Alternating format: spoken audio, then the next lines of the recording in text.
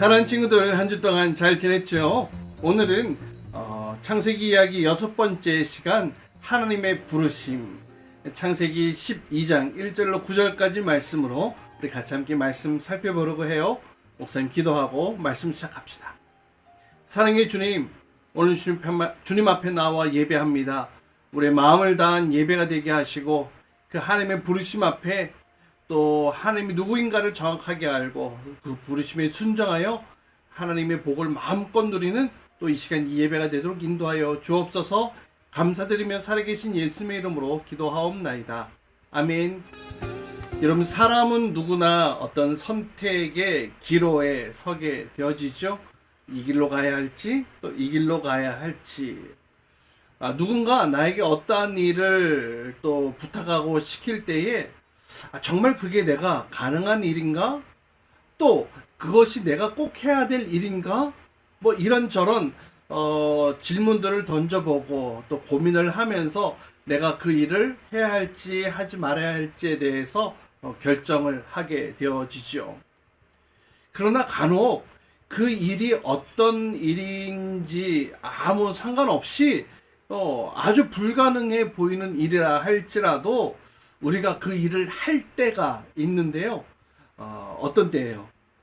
바로 그 일을 시키는 그 사람을 내가 전적으로 믿고 있을 때에 나에게 어떠한 일을 시키든지 그것이 가능한지 불가능한지 그건 둘째 문제이고, 내가 그 사람을 신뢰하기 때문에 내가 그렇게 한번 해볼게요, 이런 결정을 내리게 되어집니다. 여러분은 그렇게 전적으로 믿고 신뢰할 그런 대상이 있나요?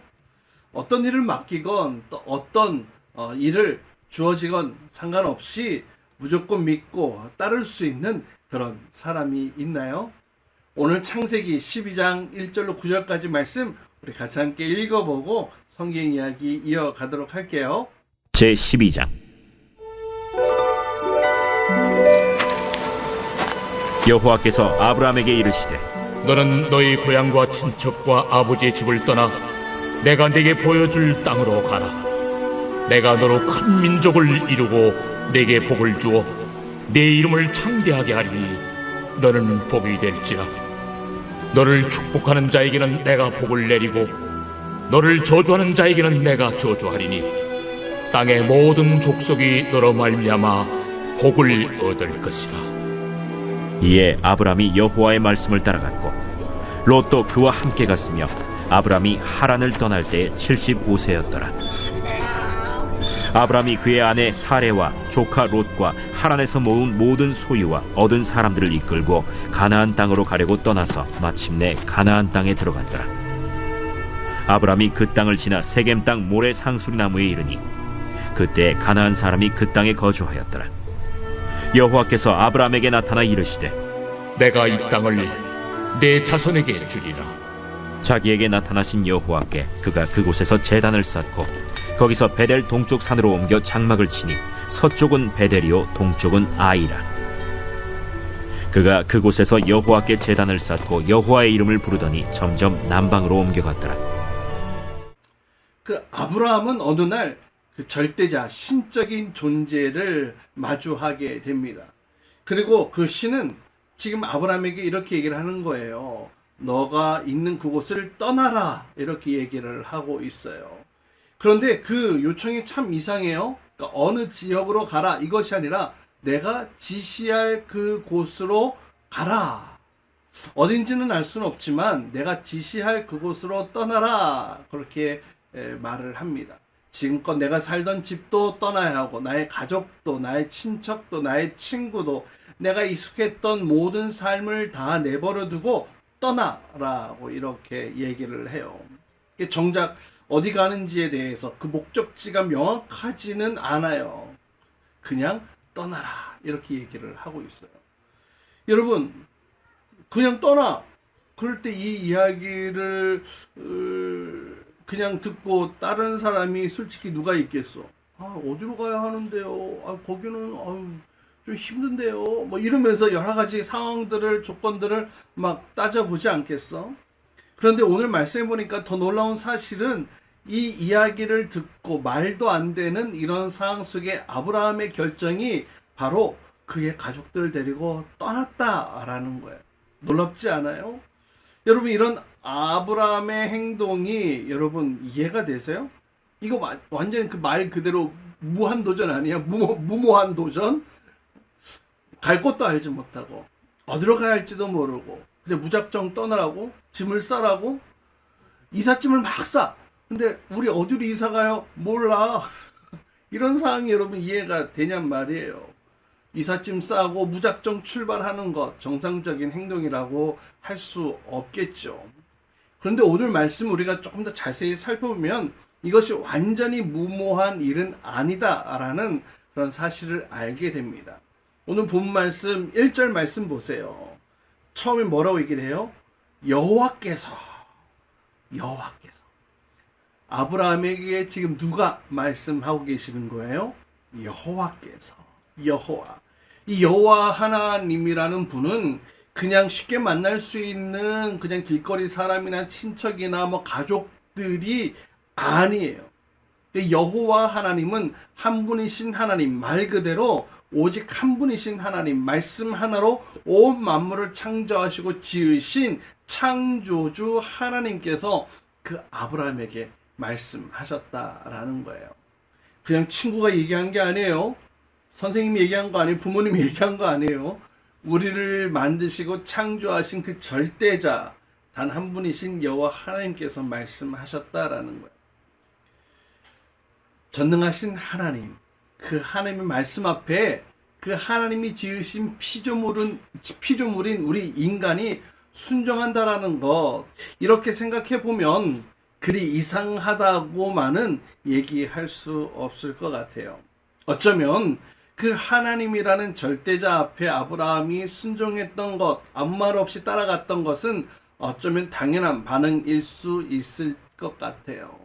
물론 그분이 하나님이란 분이, 여호와란 분이 어떤 분이신지에 대해서는 정확하게 알지는 못했던 상황이었지만 어쨌든 아브라함은 그 절대자의 부르심 앞에 반응했고 또 순종했고 또 그 여호와 하나님이 약속하시는 그 복을 받아 누리는 것을 보게 됩니다.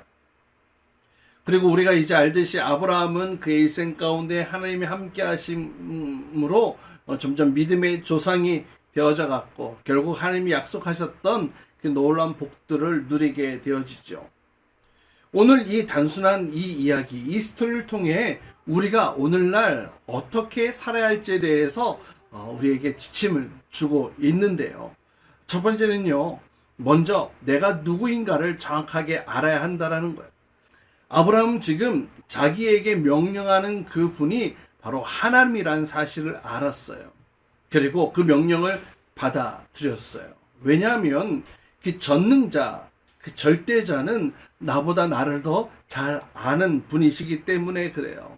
우리도 지금 우리에게 말씀하시는 그 하나님의 음성 앞에 나라는 이 인간이라는 이 한 존재가 얼마나 하나님을 필요로 하는 존재인지를 빨리 깨닫고 그분의 음성에 귀를 기울이는 것이 굉장히 중요해요. 우리는 피조물인 거죠. 그 다음 두 번째는요, 순종이에요. 그분이 누구인가를 알았다면, 그리고 그분과 나의 관계가 정리가 되어졌다면, 이제 그 말씀에 순종해야 하는 거예요. 우리가 누구의 말을 들을 때에 나의 판단, 나의 지혜, 나의 가치 기준보다 더 뛰어나고 내가 신뢰할 만하다 이렇게 생각이 들면 그 사람의 말을 듣죠. 따릅니다. 반대로 누군가의 이야기를 듣지 않는다면 에이 저건 말도 안 돼. 에이 저거는 나보다 에이 별로야. 신뢰할 수 없어. 이러면은 따르지 않게 되어지죠. 그러나 아브라함이 하나님을 따랐다라는 것은 하나님을 신뢰할 수 있었다라는 말과 똑같다 이렇게 얘기를 할 수가 있어요. 하나님이 나에게 말씀하신다? 우리는 그 말씀에 순종해야 합니다. 나보다 나를 더 잘 아시는 하나님, 나를 지으신 하나님이시기 때문에, 나는 그의 피조물이기 때문에 하나님은 나보다 뛰어난 창조주이시기에 우리는 그분의 말씀에 순종해야 합니다. 정리하면 하나님과의 나의 이 관계 설정이 정확하게 정립되어져 있어야 돼요. 하나님은 그분은 하나님이시고 나는 사람이고 그분은 창조주이시고 나는 피조물이라는 이 사실을 우리가 늘 항상 인지하고 있어야 그분의 말씀에 순종할 수 있게 되는 거예요. 에이 뭐 그거 당연한 거 아니에요? 하나님은 하나님이고 나는 사람이고 하나님은 창조주고 나는 인간이고. 여러분 그런데 이게 당연한 이야기지만 그러나 우리 인간은 본능적으로 여러분 아담과 하와가 선악과를 왜 따먹었어? 하렘과 같이 되고 싶어 따먹었잖아. 우리 인간의 본성에는 하나님처럼 되고 싶어하는 이런 모습들이 우리 안에 불쑥불쑥 일어나. 그래서 순종하지 않고 따르지 않고 반항하고 거역하는 이런 일들. 그래서 여러분 이 순종에도 연습이 필요한 거예요. 하나님의 말씀에 바르게 반응하는 것 바로 연습이 필요한 거예요. 이렇게 우리 인생에 순종의 연습이 있어야 하겠고요. 또 마지막 한 가지는 하나님이 나에게 말씀하신다면 나는 순종한다.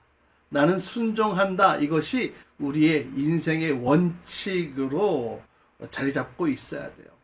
물론 이러한 것들이 나의 삶에 그대로 적용한다라는 것은 쉽지 않을 거예요. 우리가 하나님이 누구인가를 정확하게 아는 것도 또 하나님께 순종하는 것 굉장히 쉽지 않은 일임은 분명해요. 그래서 뭐 순종은 믿음 있는 사람들만 하는 것은 아니야 라고 생각할 수도 있을 것 같아요. 여러분 정말 그럴까요?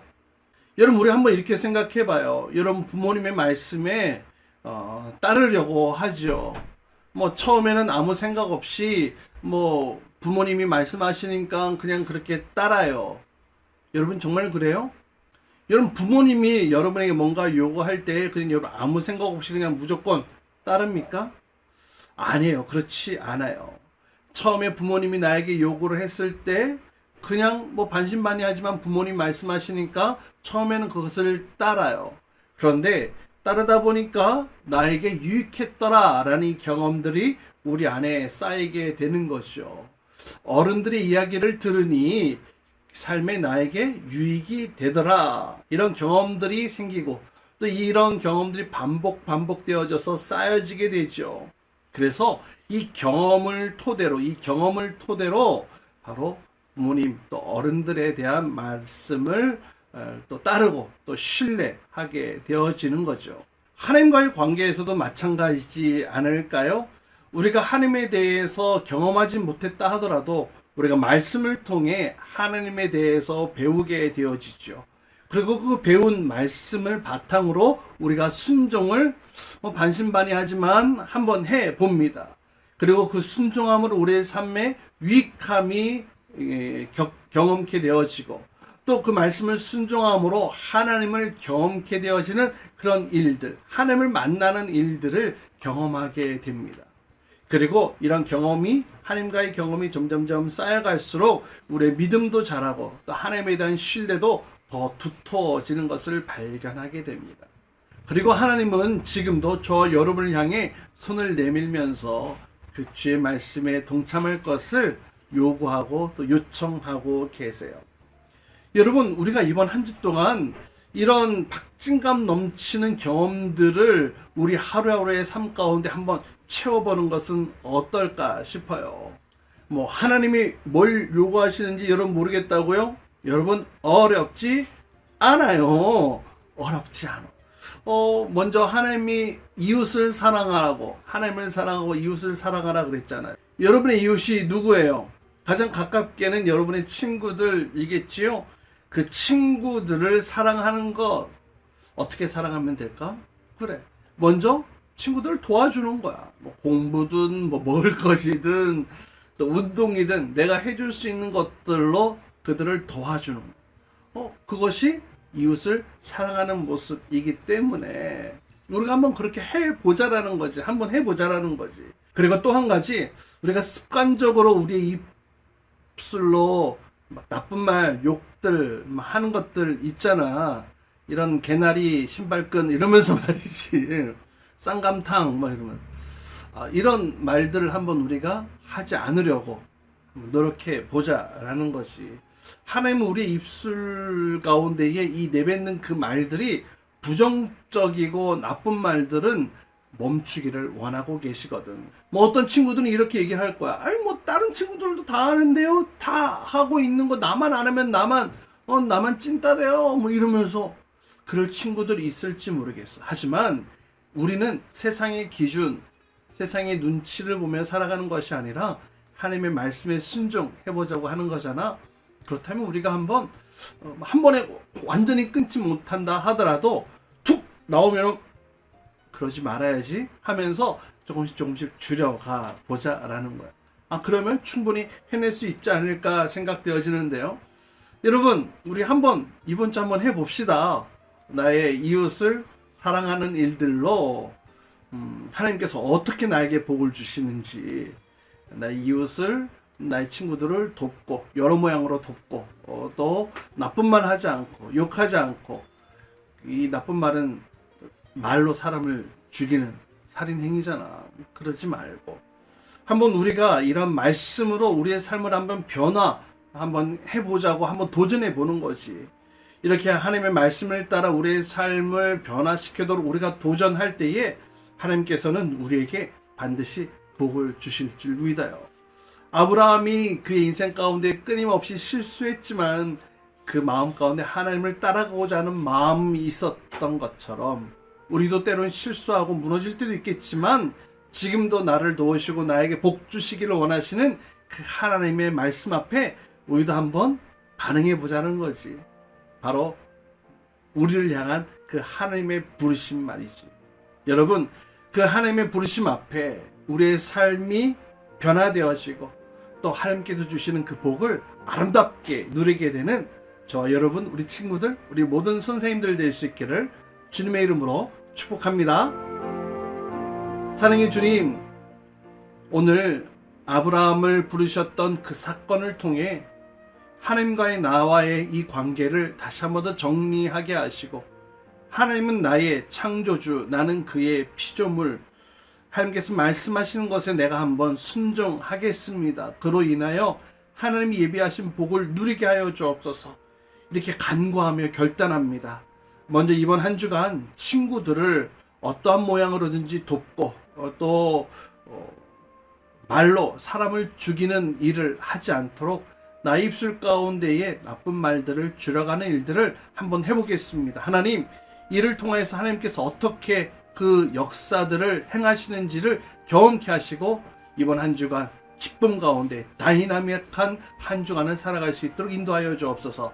이제는 우리 주 예수 그리스도의 은혜와 하나님 아버지 극진하신 사랑과 성령님의 내주교통 역사하심이 하나님의 부르심 앞에 순종하며 그 말씀 앞에 반응하며 하나님께서 예비하신 복을 누리기를 원합니다. 내가 그렇게 몸부림치며 나아가기 원하오니 주님 도와주옵소서.